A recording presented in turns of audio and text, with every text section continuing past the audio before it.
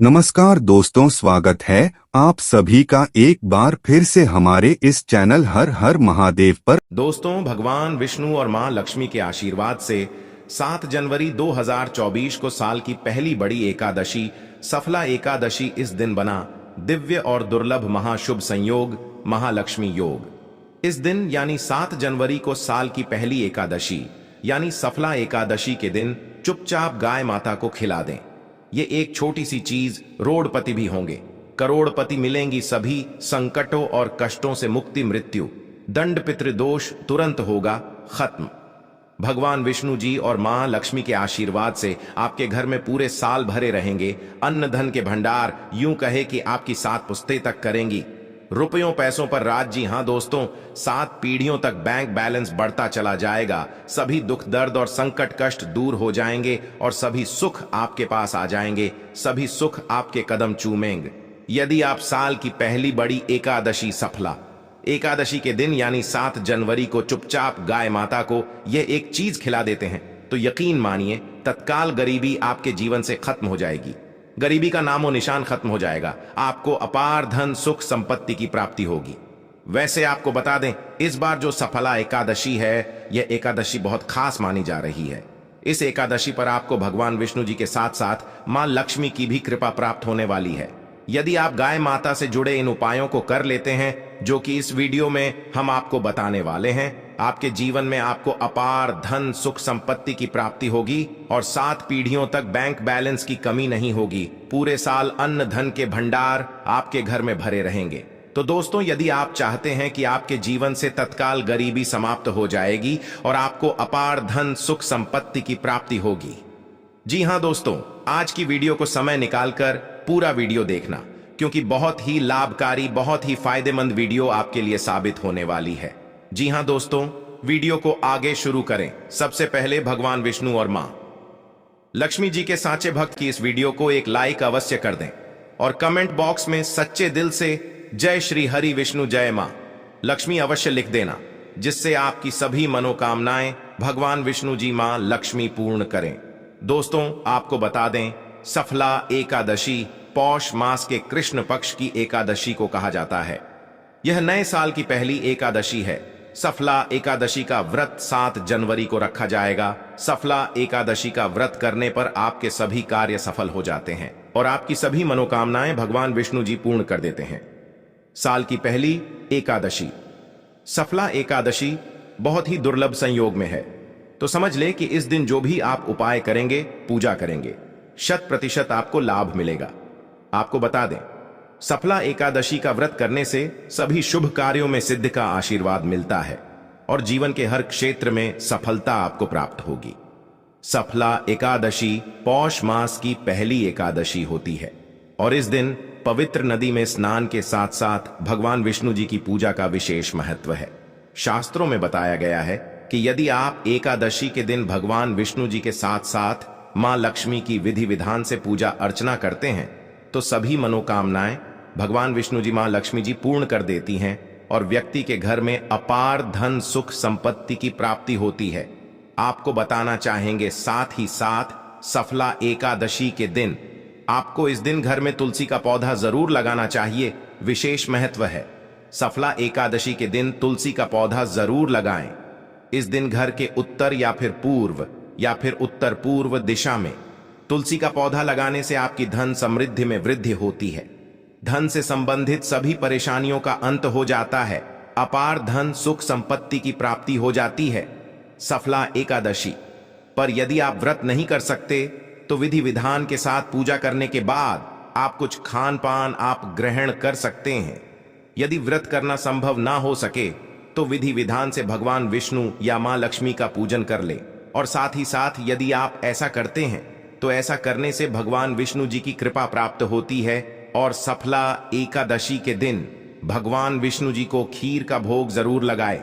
आप उसमें तुलसी का पत्ता जरूर डालें और इस दिन अन्न धन वस्त्र जो भी बने दान धर्म के काम जरूर करें। जो भी आपसे श्रद्धा सामर्थ्य के अनुसार बने दान धर्म के काम जरूर करें। अन्न धन वस्त्र जो भी बने, एक उपाय और करें, आप इस दिन पीपल के पेड़ के नीचे आपको आटे का बना हुआ चौमुखी दीपक सरसों के तेल से जरूर जलाना है उसमें लाल वाली कलावे की बाती लगा ले और पीपल के पेड़ के नीचे इस दीपक को आपको जलाना है। भगवान विष्णु जी के मंत्रों का जाप करें। आपके जीवन में आपको अपार धन, सुख, संपत्ति की प्राप्ति हो जाएगी। यह उपाय भी जरूर कर ले। तो दोस्तों, अब बात करते हैं कि आपको गाय माता से जुड़े कौन कौन से उपाय इस दिन यानी 7 जनवरी सफला एकादशी, साल की पहली एकादशी के दिन जरूर करने हैं, जिससे तत्काल गरीबी समाप्त हो जाए, आपके घर में अपार धन, सुख, संपत्ति की प्राप्ति हो, 7 पीढ़ियों तक बैंक बैलेंस की कमी ना हो, सभी दुख, दर्द, संकट, कष्ट दूर हो जाए और सभी सुख आपके पास आ जाए। तो चलिए शुरू करते हैं कौन कौन से गाय माता से जुड़े हुए खास और महत्वपूर्ण उपाय हैं जो कि आपको 7 जनवरी सफला एकादशी के दिन जरूर करना चाहिए। चलिए शुरू करते हैं दोस्तों। सनातन परंपरा में गाय माता गंगा और गाय माता त्री का बहुत ज्यादा धार्मिक महत्व है। मान्यता है कि गौ माता के शरीर पर 33 कोटि देवी देवताओं का वास होता है। गौ माता की सेवा एवं पूजा करने वाले जातक पर इन सभी देवी देवताओं की कृपा बरसती है। गौ सेवा से न सिर्फ इस जन्म के बल्कि पूर्व जन्म के भी दोष दूर हो जाते हैं। प्रत्येक सुबह जब आपके घर में भोजन बनना प्रारंभ हो तो सबसे पहले बनाई गई रोटी को आप गौ माता के नाम से निकाल दें और भोजन करने से पूर्व गौ माता को इस रोटी को खिलाएं। यदि संभव हो तो काली गाय माता को खिलाएं। यदि काली गाय माता ना मिले तो सफेद गाय माता को भी आप खिला सकते हैं। प्रत्येक पूजा और मांगलिक कार्य में गौ माता या उनसे जुड़ी चीजें जैसे गाय माता का गोबर, गोमूत्र, गाय माता का दूध अथवा गाय माता के दूध से बना घी अवश्य शामिल करें। इससे आपको पुण्य फलों की प्राप्ति होगी। सनातन परंपरा के अनुसार जिस घर में गाय माता होती है उस घर से जुड़े सभी वास्तु दोष स्वतः ही समाप्त हो जाते हैं। किसी भी पूजा में गाय माता से प्राप्त पंचांग युक्त पदार्थ का उपयोग अवश्य शामिल करें, क्योंकि पंचांग के बिना कोई भी पूजा पाठ और हवन सफल नहीं होता। जहां दोस्तों, गौ कृपा पाने के लिए प्रतिदिन, सप्ताह अथवा महीने में परिवार समेत एक बार गौशाला जाने का नियम जरूर बनाएं और वहां गाय माता को हरा चारा जरूर खिलाएं। इससे आपको शुभ फलों की प्राप्ति होगी और साथ ही साथ गौ सेवा और गौ पूजा से 9 ग्रह शांत हो जाते हैं और इनसे जुड़े दोषों का निदान हो जाता है। गर्मियों में गौ माताओं को पानी पिलाएं और सर्दी में गौ माता को गुड़ अवश्य खिलाएं। ध्यान रखें कि गर्मियों में गाय माता को गुड़ ना खिलाएं। अनेक देवी देवताओं को अपने शरीर पर धारण करने वाली गौ माता से जुड़े कई शुभ और अशुभ संकेत भी होते हैं। मतलब, गाय माता का दूध दहाते समय यदि गाय माता ठोकर मार दे और सारा दूध बिखर जाए तो अपशगुन होता है। यदि कोई यात्रा पर आप निकल रहे हो और गाय माता अपने बछड़े को दूध पिलाती सामने आ जाए तो निश्चित रूप से जिस यात्रा के लिए आप निकले हैं वह यात्रा आपके लिए अवश्य ही सफल होगी और वह काम जिसके लिए आप निकले हैं वह अवश्य ही पूर्ण होगा। यात्रा पर जाते समय बाईं ओर गाय माता की आवाज आना और रात्रि में गाय माता की हुंकार करना भी शुभ होता है। दोस्तों, साथ ही साथ गाय माता के साथ आप भूलकर भी यह काम ना करें, अन्यथा मिलता है घोर नरक और जीवन भर की परेशानियां। जी हां दोस्तों, गाय माता को राष्ट्रीय पशु बनाए जाने और इन्हें मौलिक अधिकार दिए जाने की बात हो रही है तो सवाल उठता है कि गाय माता जब भारतीय संस्कृति का अहम हिस्सा है तब भी गाय माता के साथ लोग खराब व्यवहार कैसे कर लेते हैं। गाय माता दर दर भटकती रहती है, भरपेट इन्हें चारा तक लोग नहीं देते। गाय माता जब तक दूध देती रहती है तो उनकी सेवा होती है और जैसे ही दूध देना बंद कर देती है तो लोग इन्हें उनकी किस्मत पर छोड़ देते हैं, सड़कों पर और गलियों में भटकने के लिए। ऐसे में गोवंश जीवों को कोई डंडे से मारता है तो कोई उन पर पानी डाल देता है, कभी वाहनों से इन्हें ठोकर लग जाती है तो कभी बीमार होकर बेचारी गाय माता दम तोड़ देती है। ऐसे में जरूरत है इन बातों को जानने की गाय माता को लेकर शास्त्रों में क्या कहा गया है, गाय माता के साथ आपको कैसा व्यवहार करना चाहिए। जी हां दोस्तों, गाय माता को कभी भी मारना पीटना नहीं चाहिए। शास्त्रों में गाय माता को माता का दर्जा दिया गया है। गाय माता को मारने पीटने वाले को पाप का भागी माना जाता है। ऐसे घरों को नरक लोक में वर्षों तक कष्ट भोगना पड़ता है, अगले जन्म पशु योनि में मिलता है। कहा जाता है कि गौतम मुनि ने गलती से गाय माता को डंडा मार दिया था जिससे गाय माता की मृत्यु हो गई थी और इस पाप से मुक्त के लिए इन्हें वर्षों तक तपस्या करनी पड़ी।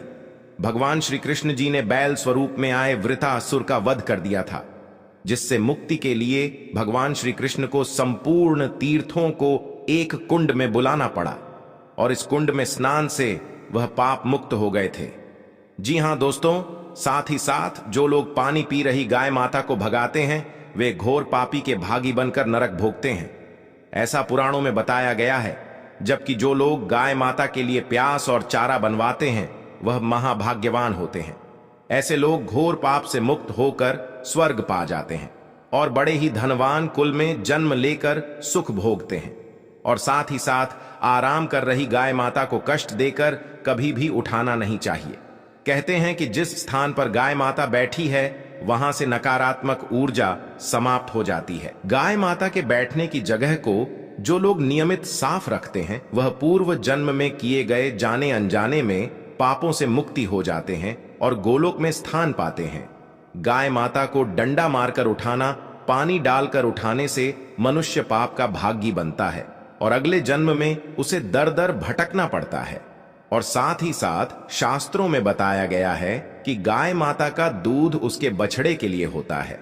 गाय माता के बछड़े से बचा हुआ दूध ही मनुष्य को लेना चाहिए। लेकिन कुछ लोग एक बार गाय माता को दूध पीने के बाद फिर से बछड़े के लिए बचा हुआ दूध भी दूह लेते हैं। ऐसा करना घोर पाप कहा जाता है। ऐसे दूध को दूहने वाला और ग्रहण करने वाला दोनों ही पाप के भागी बन जाते हैं दोस्तों। साथ ही साथ शास्त्रों में कहा गया है कि गौ वंश यानी गाय माता और बैल के पीठ पर नहीं बैठना चाहिए। इनके पीठ पर बैठने से महापाप लगता है। ऐसे लोगों को नरक की यातना भोगनी पड़ती है। एकमात्र महादेव के अंश के उत्पन्न नंदी ही गोवंश है, जिस पर स्वयं महादेव और महादेवी सवारी करती हैं। क्योंकि नंदी ने स्वयं अपनी इच्छा से महादेव की सवारी बनना स्वीकार किया था।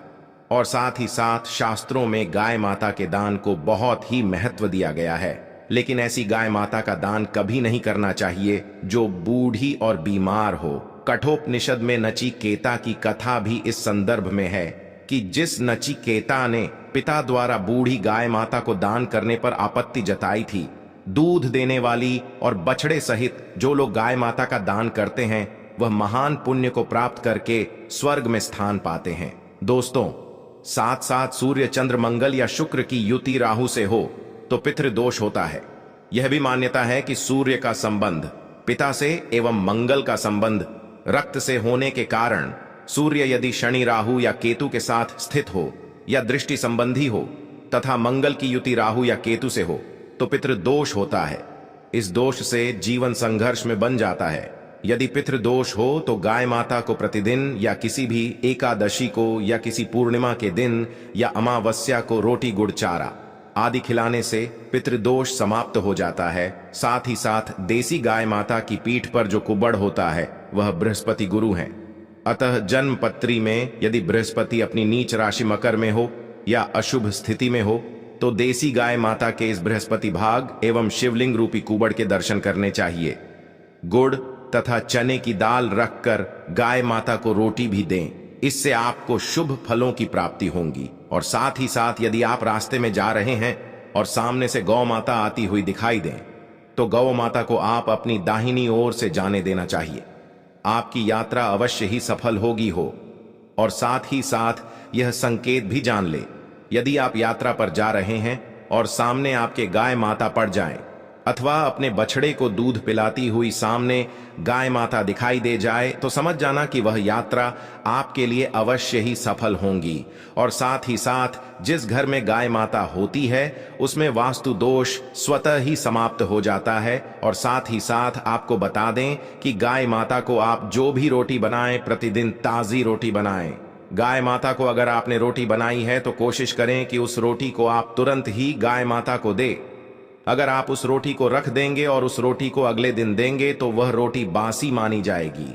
गाय माता को कभी भी बासी रोटी ना दें, इससे घर में नकारात्मक ऊर्जा वास करती है और जो भी कार्य आपके बनने वाले होंगे वह कार्य भी आपके बिल्कुल भी नहीं बनेंगे।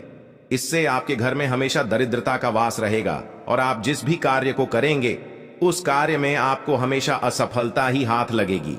इसलिए कोशिश करें गाय माता को रोजाना ताजी रोटी बनाकर खिलाएं और रोटी को बिल्कुल ना रखें। बासी रोटी गाय माता को ना दें और साथ ही साथ सड़ी गली चीजें गाय माता को नहीं खिलानी चाहिए। कि घर में कोई फल है, कोई सब्जी है, सड़ जाए तो लोग क्या करते हैं, गाय माता को खिला देते हैं। नहीं, ऐसा नहीं करना चाहिए। ऐसा करने से यदि आप गाय माता को खिलाते हैं तो और आप पाप के भागी बन जाते हैं। आप बिल्कुल भी सड़ी गली चीजें गाय माता को ना खिलाएं और साथ ही साथ आप आटे की 11 लोई बनाकर उनके ऊपर हल्दी लगाएं। इसके बाद आप उन 11 लोई को एक करके गाय माता को खिलाएं। प्रत्येक लोई को खिलाएं, जिससे आपके जीवन में खुशियां ही खुशियां होंगी।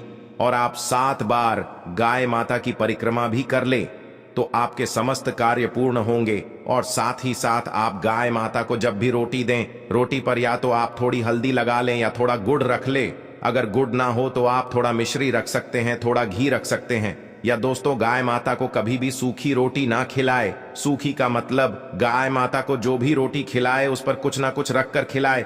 हल्दी रख ले, गुड़ रख ले, मिश्री घी जो भी रख ले, मतलब खाली रोटी नहीं खिलानी है। ध्यान इस बात का रखें, जब भी आपको शुभ फलों की प्राप्ति होगी। दोस्तों, ये थे गाय माता से जुड़े कुछ महत्वपूर्ण उपाय, कुछ बातें जिन्हें आपको ध्यान में जरूर रखना चाहिए। दोस्तों, वीडियो अच्छी लगी हो तो वीडियो को लाइक